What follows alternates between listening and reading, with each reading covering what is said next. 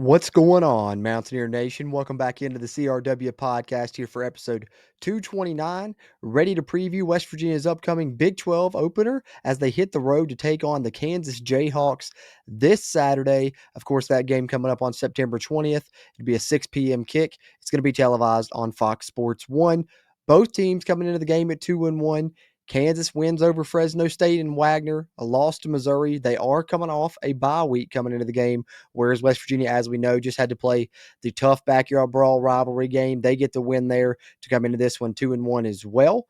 This will be the 14th meeting all time between these two teams. West Virginia 11-2 in the first 13 meetings, so they'd like to keep that positive record rolling in this one. And as we go through the episode here, I'll break it down on each side of the ball. Kansas offense versus West Virginia defense, Mountaineers offense versus the Jayhawk defense, and then we'll get to some key to victory and the score prediction for me here on this episode. And of course, we'll wrap up as we always like to with a look around the Big 12. We'll make some picks in the Week 4 games as well to wrap up the episode. So that's what's on the docket for this one. And as you can see, going at it solo dolo, both Brad and Steven out on assignment this week. It's a busy week. I've been busy for all three of us. That's why this episode's coming a little bit later than what we typically put out our preview episodes, but that's all right. Still got it coming to you guys, and you'll still have your live stream here at the end of the week. And plus, channel members here at the Country Roads Webcast YouTube channel can come watch the game watch party with us on Saturday. Since this is an away game, we'll have that for almost 7 members of the channel there. So consider hitting that join button over on our YouTube channel or on our YouTube channel homepage to get that bonus WVU football content,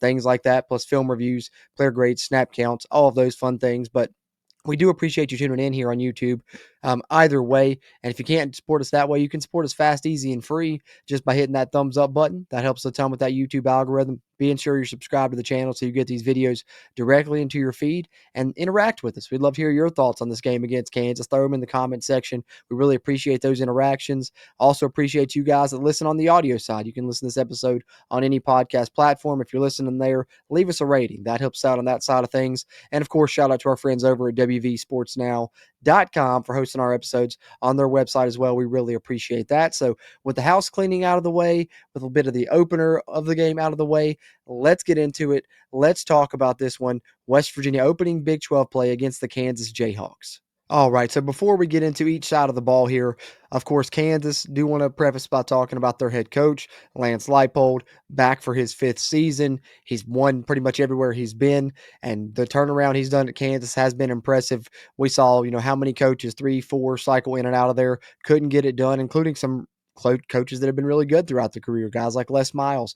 But Lance Leipold was finally the guy, turned things around, made Kansas into, a winning program, a competitive program now, and they look to continue that here in his 5th season. And this game, I think, should be noted. Something to note here before we get into the matchups on each side is Kansas crowd might be rocking a little bit extra because they're going to be in a very nice stadium. It's going to be their first Big 12 home game in their brand new stadium they just renovated. Looks very nice. So hopefully, that will be something that West Virginia can, hang their hat on maybe in the future, right? If it goes in their favor. Hey, we was there when Kansas played their first Big 12 game in their new stadium, and we came out on the right end of it. Let's hope that that's the way history tells the story. But we'll break down the matchups here throughout the episode, and I'll let you guys know how I feel about that being possible towards the tail end when I give my prediction. So now that we've prefaced Kansas and West Virginia, as we talked about the 14th meeting, both teams coming in 2-1. We know the head coach. We know it's Kansas' first game in their new stadium. So let's talk a little bit about each side of the football here. Let's kick things off with Kansas's offense against West Virginia's defense, because this definitely going to be a key matchup of the game. Zach Alley's defense been very impressive through 3 games. We need that to continue now that we're hitting conference play, because if this game can, kind of be a barometer for us to show us if Zach Alley's defense is for real even once we hit conference play, because if it is, it's going to keep us in a lot of football games, and we're going to have a chance down the stretch of a lot of football games, because I truly believe in Zach Alley's defense. But what is their task in this game? They're going up against a Jim Zebrowski Kansas offense. Jim Zebrowski in his 2nd year there as the offensive coordinator, but he was co-offensive coordinator last year. This is the first year that he's kind of had the reins all to himself. 4th year at Kansas overall. I believe he was quarterbacks coach solely. Before that, we know that when Kansas offense really took off, of course, was when Lance Leipold brought Andy Kotelnicki in there. After Andy Kotelnicki left, went to Penn State, where he's been the past couple of seasons. Kansas brought in Jeff Grimes, who had been at Baylor for a long time there, and tried to make him the offensive coordinator. That didn't really work out well. Last year, he was co-OC with Jim Zebrowski, and Zebrowski just takes over the sole duties this year after they decide to kind of take it away from Jeff Grimes. And what I've noticed here is going back and looking at some of the stuff from their first 3 games is that with Zebrowski in charge this year, seems like they've really went back to a lot of the same principles and concepts, things that Andy Kotelnicki was having success with, which makes sense because I believe Zebrowski was with Kotelnicki and Lance Leipold all those years at Buffalo and all those and a lot of those other stops as well. So it makes sense that he would try and do something similar. So we're going to see a lot of motions, a lot of shifts, a lot of the misdirection stuff, try and catch you off guard that Kansas did when Kotelnicki was there. They're trying to do a lot of that again now under Jim Zebrowski, so something to look for in their offense, which currently some numbers, they're averaging 423 yards per game through the first 3 games and also 36 points per game through the first 3 games. Signal caller, the trigger man of that offense, back yet again. Seems like he's been there forever. I know last year seemed like he kind of took a little bit of a step back, but I think he was just really, taking some time to come back from that back injury that he had suffered the year prior. This year, thus far through 3 games, looks more like his old self, his dangerous self. And of course, we're talking about Jalen Daniels, the Kansas quarterback. Through 3 games thus far this season, 679 yards with a 72% completion rating. So, been accurate with the football. That also shows in his TD to interception ratio, where he has 9 touchdowns versus only 2 interceptions. Know he can hurt you with his legs as well. Has 90 yards rushing and a touchdown on the ground this season. Also, speaking of on the ground, that's where Kansas has really hurt you a lot in years past. They've had some talented running backs. Luckily, we don't have to deal with Devin Neal this year. He's, of course, moved on to the NFL. But unfortunately, they do still have Daniel Highshaw, who's been there forever. Now, in his final season, has taken over as the sole lead back for this Kansas program. Not a lot of yards in the first 3 games, actually, only 169, but he is averaging over 5 yards per carry. So still a threat. Got to watch out for Daniel Highshaw on the ground. Now, when Jalen Daniels does go to the air, we know, like I talked about, a lot of shifts, a lot of motions, and they're really going to try and hurt you with, the run game and then build off of that with their play action looks, off of their option game, off their run game. And when they do, we know that they'll involve the tight ends a lot, so be on the lookout for that. They'll sneak those guys out of there, some block and release stuff. They'll get catches with that. Their tight ends will be a weapon in this scheme yet again. But the main 2 receivers that you need to worry about in this Kansas offense are both transfers, guys they brought in, one of which came from Alabama, that being Emmanuel Henderson Jr., who has 12 receptions, 183 yards, and 2 touchdowns. That's good for over 15 yards per reception throughout their first 3 games, so watch out for him. And then the other one is a transfer from Ball State, really talented, looks the part in Cam Pickett, 10 catches, 124 yards and 3 touchdowns for him. So he's averaging over 12 yards per reception as well. So both their number 1 targets averaging at least 12 yards per reception. However, we got to keep an eye on Cam Pickett, not only in the game, but to make sure that he plays. He is battling through a little bit of a nagging injury issue right now. So we'll see if he's able to go.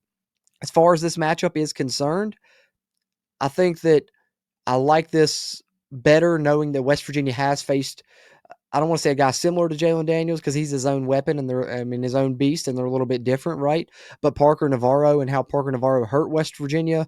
West Virginia should be able to learn from that and maybe contain Jalen Daniels a little bit better, especially because I felt like Zach Alley had a really good game plan for that game. Guys were getting free runs at the quarterback, but they were just coming in out of control, and he would sidestep and make a miss and then go make a play with his legs. So I think that shouldn't be an issue now because they've kind of learned their lesson now. So that should hopefully help them contain Jalen Daniels. Their run game, Daniel Highshaw is a good player, don't get me wrong, but the fact that he's only ran for 169 yards in 3 games shows me that they're probably passing the ball a little bit more than they're running it. And also, our run defense has been really stout throughout our first 3 games. I would argue that that's particularly been probably our best part of our defense has been our front line there. They've done a great job, so I'm not too worried about that. If Cam Pickett's not healthy, I feel even better about the matchups here. But overall, West Virginia's secondary has been a strength. It's been greatly improved. I think Michael Coates has allowed, 1 or 2 receptions. He's only been targeted a couple times. Didn't allow a catch at all last game. He's been solid. Haven't heard his name a ton because teams are staying away from him. He's been so solid. Jason Chambers has been there in coverage. Darian Lewis has a couple interceptions in the first 3 games. So I think our secondary can hold up, and particularly I think they'll be able to hold up because I think our pass rush can be a weapon in this game. It's going to be nice to see the scheme battle between Zabrowski and Zach Alley. But look at how good our pass rush has been. We're top 3 in the nation in sacks, and this game is going to be the debut of Jamori Robinson, who had a ton of sacks last season, a conference defensive player of the year. We're adding to the mix of a team that's been racking up a ton of quarterback pressure. So hopefully that should only improve things. And I really kind of like this matchup for us. I think, like I said, I'll take Zach Alley and the way he schemes up defense and his brain up against anyone in a game plan setting pretty much. So I think our defense can perform in this game. So that's kind of my thoughts on this side. Now let's flip it over. Let's talk about the other side of the ball. Another important matchup, of course, is West Virginia's offense against the Kansas defense. And when we talk about the Kansas defense, they bring back DK McDonald for his second season. And when you look at his scheme, I don't want to call him a poor man Zach Alley or anything like that, but they just do similar things as far as trying to keep you off balance, keep you guessing with not knowing how they're going to line up defensively. They may come out with a 3-down look sometimes. They may come out with a 4-down look sometimes. They're going to switch up how many linebackers they have on the field, how many safeties, what their coverage show looks like. All of that can change game to game, even series to series. And in Zach Alley's case, play to play even as well. So DK McDonald, I think, is a good defensive coordinator. This is going to be a good challenge for our offensive line, particularly with how they'll mix up the looks on us a lot. They're going to have to really be sound in their communication, sound in their assignments here. And I'm sure that we've kind of probably simplified the game plan for them heading into this one because of how much Kansas switches things up defensively. But as far as standout players on that Kansas defense, I think one of these will be a very familiar name to Mountaineer Nation, and that is probably what's been the best player on Kansas defense thus far. And funny enough, it's a former Mountaineer. Almost forgot that he transferred there, but Trey Lathan has been a very big force on the Kansas defense since moving there. He's number 19 for us, but he's wearing number 4 now at Kansas, and he has 25 tackles through the first 3 games of the season. He's the only Kansas player that has 20 or more tackles on the season. So that shows, how much he's been all over the field for the Jayhawk defense. We'll definitely have to, get a blocker on him, get a body on him because he can, cause havoc. We saw it when he was here, and he's been racking up a ton of tackles there at Kansas this year thus far. Then they also still have another really good weapon at the linebacker spot with Bengali Kamara back for his senior season.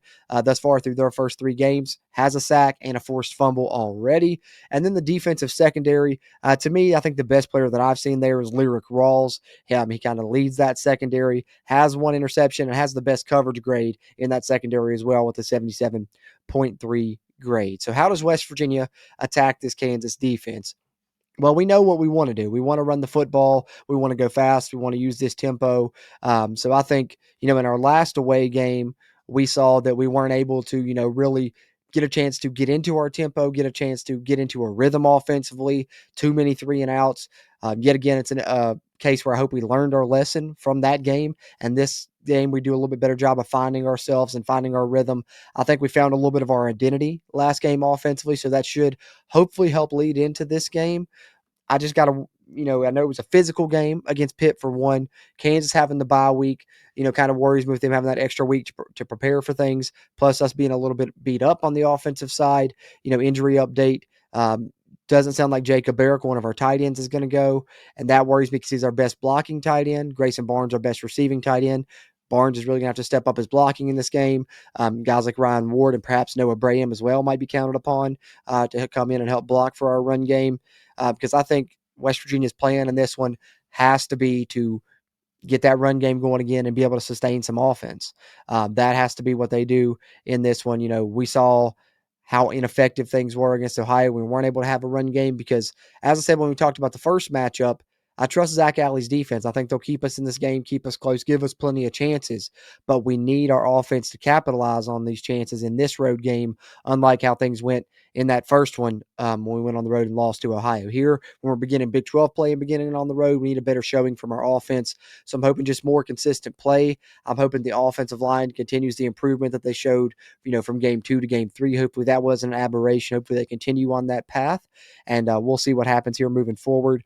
But I will say when I was looking at the Kansas PFF grades, they do have some standout players on the defense. I named a few of them there. There's some more you could highlight as well. But when I looked at the run defense grades, a lot of the higher run grades, defense grades are Trey Lathan, they are Bengali Kamara, some of those other guys. Their defensive linemen are a little bit further down there, so maybe it's a game where our offensive line can make some hay, get a push up front there, get our run game going. And if so, I think we'll have an opportunity to get some things rolling in the passing game as well. Could be a big game for Cam Vaughn, big game for Rodney Gallagher and Grayson Barnes again. I think that those guys showcased that they could really get it done last game. Grayson Barnes is really someone I'm keeping an eye on in this game, not only because he's kind of had a breakout performance receiving wise the past couple of games, but with Jacob Barrick out, we're really going to need him to step up to help our run game in blocking situations as well. So I think it's a big game for him to perform. I think it's a big game yet again for our offensive line to be tested, to prove that it wasn't just a fluke, that they came out, hyped up for a rivalry game, to prove that our run game is continuing to improve. And let's hope Ty Edwards, he was a little bit banged up in that one as well. Need him healthy, need him to come out, maybe not get 25 carries, but if we can get, 15 to 18, I think that would be great. Clay Ash, mix him in when we can. And let's see if Sincere Bowers can get a couple touches, and yet to see him break a big play since that opener. This would be a great game for it. So let's hope West Virginia's offense can get going. I think this matchup, to me, because of some of the injury concerns, because of the extra time for Kansas to scheme things up a little bit, maybe a little bit more of a push, a little bit more of a wash, if you want to call it that. Whereas I feel like West Virginia's defense could have a little bit of an advantage over the Kansas offense. This one's a little bit more of a toss-up on this side of the ball, in my opinion. So there's a look at the matchups on each side, which leads us to final two little categories here in the preview segment before we wrap up with our look around the Big 12. Appreciate you guys tuning into this one and listening to me drone on and babble on by myself here on this episode. Hope you guys are still enjoying episode 229 here, our Kansas preview. With that being said, key to victory. I kind of touched on it a little bit there because I think the key to victory in this one is running the football and sustaining drives. Like I touched on when I was talking about our defense, I think that Zach Alley is going to do enough to keep us in this game. Our offense is going to have plenty of opportunities. I think that Jalen Daniels, as much as he looks improved and looks more like his old self this year, he is still someone that is turnover prone potentially. I think we'll get at least one interception in this game. That's my prediction. We've been forcing a bunch of fumbles, putting balls on the ground, which haven't been able to recover them. So could get at least one fumble. I think we'll get at least two turnovers.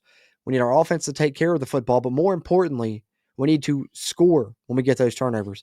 That absolutely destroyed us in that game against Ohio, getting all those turnovers that we got, those 3 interceptions, and not scoring any points off of them, not even getting a first down. So for me, the key to victory in this one, I think the defense will show up. If we want to win, though, we need the offense to show up, sustain drives, and to be able to run the football. So that's on, the running backs that we have in there, the committee that we've been using. Ty Edwards coming off a big game. Let's not have a letdown.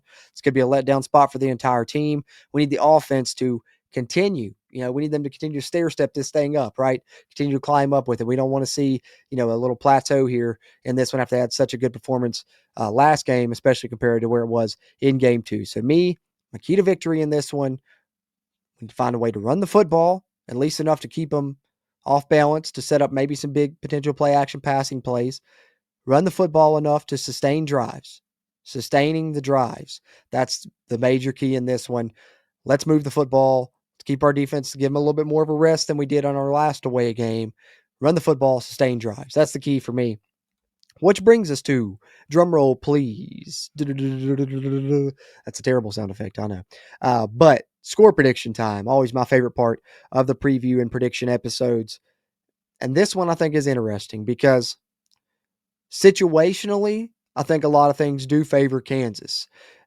With us just coming off a high emotional, high intensity game, a rivalry game that we came from behind and won.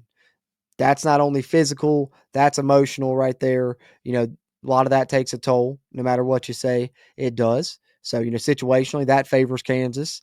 I think the fact that they are coming off a bye week before having to play us after we had to play that tough rivalry game favors them as well, unfortunately, situationally. And then, of course, as we talked about in the Open, it being their first game or Big 12 home game in their new stadium gives them a little bit maybe of a boost as well. But maybe it's superstition because I did pick us to win in the brawl, and then we went on to win that one. I think I got a good feeling that West Virginia can find a way again.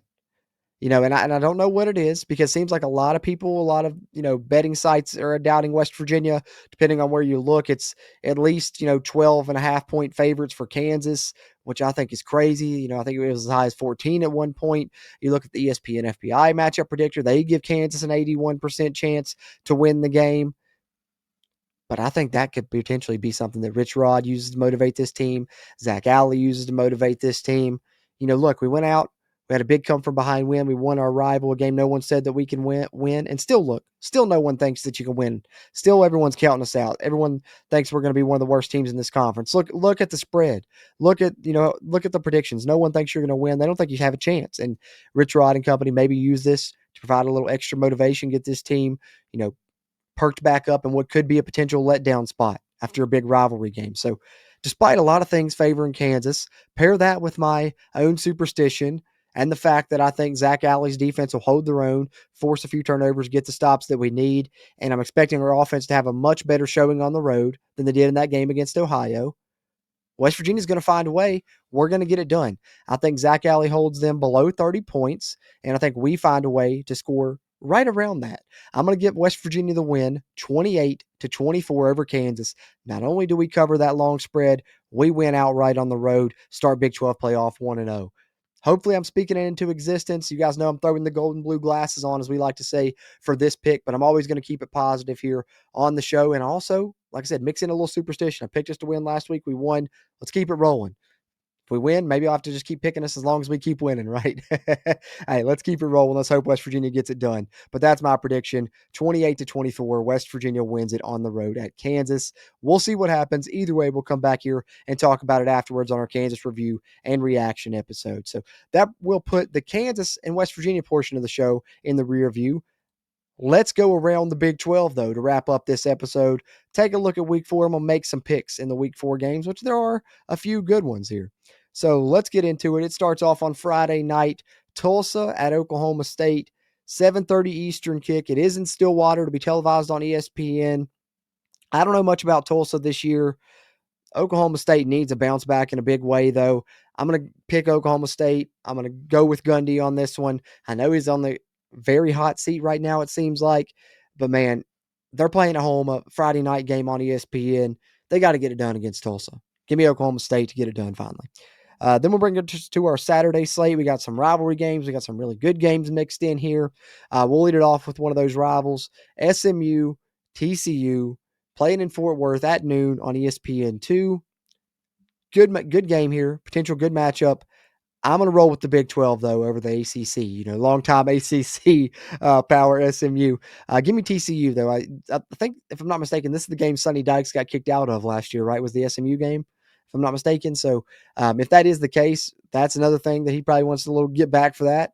Wants to get his lick back for that one. And I really just like the way TCU's playing. I think they're a contender. Josh Hoover's really good. Give me the Horned Frogs in that one. We're going to skip over that next game because that's going to be our game of the week. We're going to come back to that one. We have UNC, Chapel Bill, heading to the Bounce House to take on UCF 3:30 on Fox. Interesting game here with North Carolina and UCF. Scott Frost versus Bill Belichick. I think I'm going to roll with the Big 12 yet again. Maybe just throwing a little conference bias in this. But, it is in the Bounce House. Not an easy place to play. Can be a tough atmosphere. Give me UCF to get the win over the ACC as well. Let's go Big 12 over ACC again. UCF gets it done. Scott Frost gets a big win over a power conference foe in North Carolina and the Fighting Chapel Bills. We talked about WVU in Kansas already. 6 p.m. Eastern kick. Fox Sports 1. Arizona State and Baylor. Really good game here. I was deciding between this one and Utah, Texas Tech for game of the week. I think either one is a really good candidate. Two really great conference games to start off here, early conference play. But this one's in Waco, 7:30 Eastern on Fox. Arizona State was my pick early on this year to win the conference. Waco's a tough place to play, but I still don't. I think Baylor's offense is good. They have really good players. They have Triggs, a great tight end. Cameron's a good receiver. They got a really good running back as well. They got good quarterback play from Robertson. But I'm still not sold on their defense yet. And I think Arizona State, yeah, they lost Scatterby, but have you seen Raleek Brown running the ball? He looks great. They also have Udo from Army. Um, Sam Levitt's one of the most underrated quarterbacks in the country. Jorden Tyson, in my opinion, is a top 3 receiver in the nation, probably. So I think Arizona State will be able to score on Baylor. It's just, can they get the stops they need, battling that home crowd? I'm going to go on a limb and say they do. I'm going to ride with what was my preseason pick in the conference. Sun Devils, get it done on the road at Baylor. Give me Arizona State. BYU heads on the road to East Carolina, going to Greenville to play a night game, 7:30 on ESPN2. Interesting. Mountaineers aren't the only team going to play, at some group of 6, group of 5, whichever the hell it is anymore, competition. But Stephen may not be on the episode, but even not being on the episode, he will come to my house when he listens to the episode and kick my ass if I pick against BYU, even though they're on the road at ECU. But I also think that they'll win it. I think they'll win it going away, to be honest with you. So give me the Cougars. As Stephen always says, it's a pro BYU podcast. So we got to roll with BYU there in that one. The nightcap on Saturday will be Colorado playing in Boulder against Wyoming, 10:15 Eastern kick on ESPN. I think Colorado gets it done. Wyoming's not a bad team, but Colorado playing at home, late night game. Give me the Buffaloes. I'm going heavy Big 12 influence this week. Heavy Big 12 influence. But game of the week, to wrap up our Around the Big 12 segment here in week 4 and get close to putting a bow on episode 229, our Kansas preview and predictions. The Red Raiders of Texas Tech go to take on the Utah Utes there. Noon kick. I think this is the big noon kickoff game, if I'm not mistaken. So it is going to be on Fox.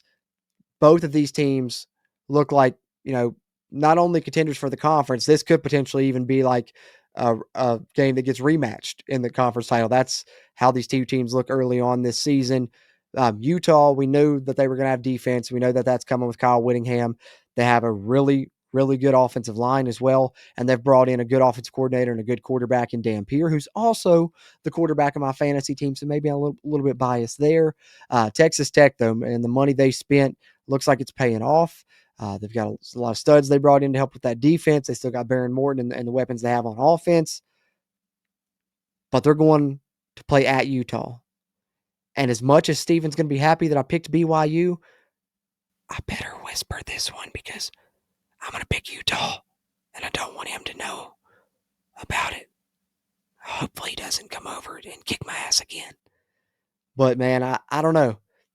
I'm going to be honest, though. No, all jokes aside, I'm not a Utah fan. We talked about it extensively last year. We didn't think they'd come in and dominate. We thought they'd have a down year. They did. As much as I thought that last year, I unfortunately think this year they're going to have a pretty good season. They finally got what seems like an explosive offense to go with that good defense. And plus, it wouldn't be bad for my fantasy team for Dampier to have a good game. So let's pick Utah. Let's pick Utah. But we got to do it quietly so Mike Honcho, a.k.a. Steven, doesn't hear. But that's who I'm rolling with in the game of the week here on episode 229, guys. And that will pretty much do it for this one. Accomplished everything we wanted to. We wanted to preview the matchups there in the game against Kansas, provide my prediction there and my key to victory. Got that done. And then, of course, took a look around the Big 12, made some picks in those games. We'll see how those turn out on our Kansas review and reaction show. Look out for that coming out on either Sunday or Monday, most likely Monday. But as I stated earlier in the episode, we will have a watch party for channel members, which that's the join button over on the video description on the video here on our channel, or you can come to our YouTube channel homepage to find it. You get the game watch parties for away games. You get film reviews there at the Almost Heaven level. And then even if you're at the Wild and Wonderful level, you can still get player grades, snap counts, priority comments, behind the scenes content. A lot of fun stuff there if you're a huge WVU football fan. But if you can't support us that way, which we do really appreciate our channel members helping keep this mic recording and that camera rolling, but you can also support us fast, easy, and free. Like I said, hitting that thumbs up button on the video helps out more than you can realize with the YouTube algorithm. Be sure you subscribe to the channel so you can stay up to date on all the WVU football news we try and bring you here on the Country Roads Webcast, and share your thoughts on the game or any of those Big 12 matchups now that we've heard a little bit of talk about those in the comment section. We appreciate those interactions. Shout out to you guys that listen on the audio side. We appreciate that as well. On any podcast platform you listen to, leave us a rating. That helps us out. And yet again, thank you to our friends over at WVSN for hosting our episodes over on their site. Other than that, before we get to that watch party, we will be having the live stream coming up on either Thursday or Friday night. Stay tuned to our social media there to find out which day. We'll let you guys know whether it'll be a Thursday or Friday, but one of those 2 nights we'll do a live stream where you guys will have a chance to share your predictions for the game, ask any questions you have ahead of the game as well. So we'll take your predictions for this game coming up in our live stream, which we do every week. So there's a little bit of a quick summary of the weekly content you can find here. If you hit that subscribe button, you'll have something coming at you pretty much every day, especially if you're a channel member as well. But with that out of the way, really looking forward to this game, to seeing how West Virginia hopefully continues to improve after they had a really good showing in the backyard brawl. Want to see us start off Big 12 play on the right foot, so I hope it's a great competitive football game. And most of all, I'm just hoping to see us perform better on the road than we did in our first road contest this season. And I certainly think we will. Really excited about this game and hoping for a really good outcome. With that being said, appreciate you guys tuning into this episode. Know you guys are looking forward to this as well. Hard to believe it's already game 4 of the young West Virginia football season. Flying through this thing, but really enjoying the Rich Rod 2.0 era already. And we'll get even more enjoyment if we can get a big win on the road on Saturday, guys. Let's hope for it. I'll talk to you guys soon in the near future. Appreciate you guys tuning into this one. As always, I'm Jordan Cruz. And until next time, let's go Mountaineers. If you really want to know, then come on, let's go. Take a stroll down those